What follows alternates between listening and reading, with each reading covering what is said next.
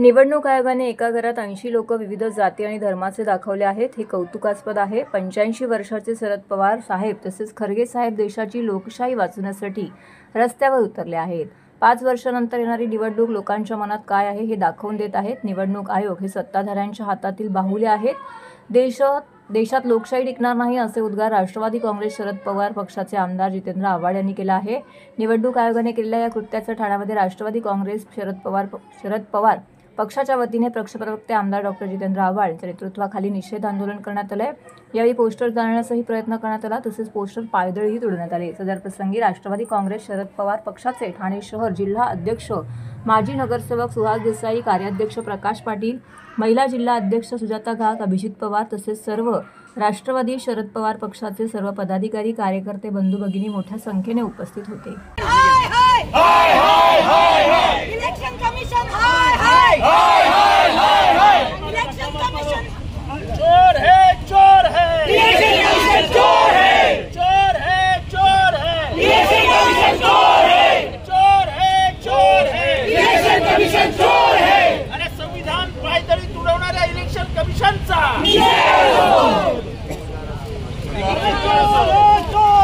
Election commission चोर है चोर है अरे हाय हाय हाय इलेक्शन कमिशन हाय इलेक्शन कमिशन अरे इलेक्शन कमिशन चोर है इलेक्शन कमिशन चोर है इलेक्शन कमिशन चोर है वोट चोर गद्दी चोर वोट गद्दी चोर वोट चोर गद्दी चोर वोट चोर गद्दी चोर वोट चोर गद्दी चोर वोट चोर गद्दी चोर वोट चोर गद्दी चोर गद्दी चोर वोट चोर गद्दी चोर वोट चोर गद्दी चोर वोट चोर गद्दी चोर गद्दी चोर वोट चोर गद्दी चोर अरे ये कोपरे अरे वोट चोर ईसीआयचा धिक्कार असो वोट चोर ईसीआयचा धिक्कार असो अरे वोट चोर ईसीआयचा धिक्कार असो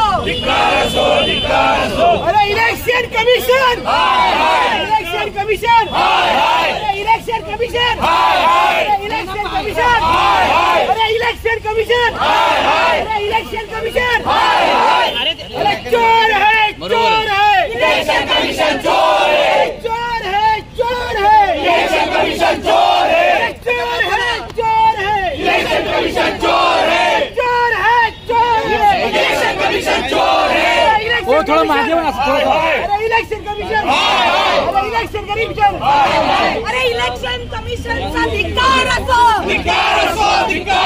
वोट चोर ईसीआयचा धिक्कार असो निवडणूक आयोगाने जी धांदली केली आहे, जो खोटारडेपणा केला आहे, जे वोट चोरलेले आहेत, ते सगळं प्रकरण जगासमोर उघडकीस आलेलं आहे. एकेका घरामध्ये 80 वोटर, वडिलांचं नाव ABCDEFG XYZ DHFI, एक राम कमल दास नावाच्या माणसाला 42 पोरं.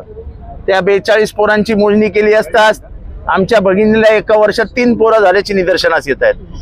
इलेक्शन कमिशननी एका घरामध्ये हिंदू, मुस्लिम, शीख, ईसाई सगळ्या धर्मीयांना, जातीयांना एकत्र केलं. एका घरात 80 माणसं, त्यांची आडनाव काय? खान, दुबे, मिश्रा, राव, रेड्डी, सगळ्या जाती धर्माची लोक ईसीआयने. खरं तर कौतुकास्पद आहे की जे भारतामधले वाटोळ चाललंय त्याच्यामध्ये इलेक्शन कमिशन एका घरात 80 लोक विविध जाती धर्माची एकत्र जमवणार आहे. कौतुकास्पद काम केलं आहे. पण भारतीय संविधान पायदळी दगडलं गेलं. भारतीय संविधानाने निवडणूक आयोगाला स्वायत्त मान्यता दिलेली आहे. स्वतःची स्वायत्तता वेशीवर टांगून सत्ताधाऱ्यांच्या हातातलं भावलं बनलेल्या इलेक्शन कमिशननी या देशाच्या लोकशाहीचा वाटोळं केलं. आणि त्यामुळे आज इलेक्शन कमिशनच्या ऑफिसवरती मोर्चा निघाला. आज आम्हाला आनंद होतो की 85 वर्षाचे शरद पवार साहेब, 85 वर्षाचे खारगे साहेब, हे या देशातली लोकशाही वाचवण्यासाठी म्हणून रस्त्यावर उतरलेत, संविधान वाचवण्यासाठी रस्त्यावर उतरलेत। राहुल गांधींनी गेले 6 महिने 8 महिने जो काय अभ्यास केला आणि जगाच्या समोर हे सगळं आणून ठेवलं। खरं तर भारतीय जनतेने त्यांचे आभार मानायला हवेत की लोकशाही वाचवण्यासाठी टाकलेलं हे मोठं पाऊल आहे। आणि आंदोलन हा आत्मा आहे। आपल्याला स्वातंत्र्य घरात बसून मिळालेलं नाही। ब्रिटिशांविरुद्ध नेहरू लढले, गांधी लढले, वल्लभभाई पटेल लढले, मौलाना अबुल कलाम आझाद लढले, सुभाषचंद्र बोस लढले, सगळ्यांनी जेलच्या वाऱ्या केल्या। घरी बसून कोणालाही आज स्वातंत्र्य मिळालेलं नाही। त्या गांधी नेहरूंच्या विचारांचे वारसदार आज रस्त्यावर उतरले। पोलिसांनी किती दबाव टाकला, अरेस्ट करू, अमुक करू, तमुक करू, कोणी घाबरत नाही। अरेस्ट करायचंय करा अरेस्ट, काय हरकत नाही। पण भारतीय संविधानाशी खेळ खेळू देणार नाही। 5 वर्षानंतर येणारी निवडणूक ही लोकांच्या मनात काय आहे हे मतांच्या माध्यमातून दिसतं। तुम्ही 60-70 सीटांवरती घोटाळा कराल आणि सत्तेत येऊन बसाल तर तुमची सत्ता ही निवडणूक आयोगाच्या मदतीने आलेली आहे आणि त्याच्या विरोधात हे आंदोलन आहे। हे आंदोलन असंही महाराष्ट्रात चोरी झाली हे कोणी लपवूच शकत नाही। 76 लाख मतं 4 महिन्यात वाढतात। कशी काय वाढतात? 5 वाजेपर्यंत अमुक टक्के काय 57 का काहीतरी टक्के मतं आणि 5 वाजल्यानंतर पुढच्या दुपारपर्यंत 15% वाढ। मतदानात 15% वाढ संध्या 1 तासामध्ये, तासात 1.5 तासामध्ये, हे काही शक्य आहे का? त्यामुळे हे जे काही झालं हे अत्यंत दुर्दैवी आहे। एक माणूस एकदा 5-5 वेळा मतदान करतो आणि ते पुराव्यानिशी सिद्ध झालं।